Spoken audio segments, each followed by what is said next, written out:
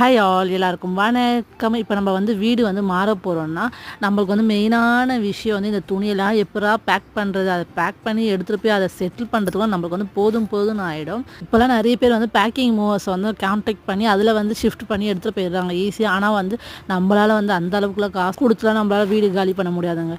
நம்ம எப்போவுமே யூஸ் பண்ணுற மாதிரி இதே மாதிரி யூஸ் பண்ணிட்டு போயிடலாம். இப்போ துணியெல்லாம் எப்படி நம்ம சேஃப்டியாக எடுத்துகிட்டு போனால், ஒரு புடவை எடுத்துக்கோங்க, அது 2 ஜாயின் இருக்கும் தெரியுமா, இந்த கார்னர் ஜாயின் பண்ணிக்கோங்க. அதுக்கப்புறம் அதை இன்னொரு மடிப்பாக மடிச்சிங்கன்னா நம்ம துணி வைக்கிறதுக்கு நல்லா கம்ஃபர்டபுளான ஒரு அளவில் இருக்கும். இப்போ நடுவில் துணி வச்சுட்டு இந்த கார்னரும் ஜாயின் பண்ணிக்கணும். அதே மாதிரி இந்த கார்னர் ஜாயின் பண்ணிட்டு நல்லா டைட்டாக முடி போட்டுனா நம்மளோட துணி எக்காரணம் கொண்டு நம்மளுக்கு கீழே விழாதுங்க.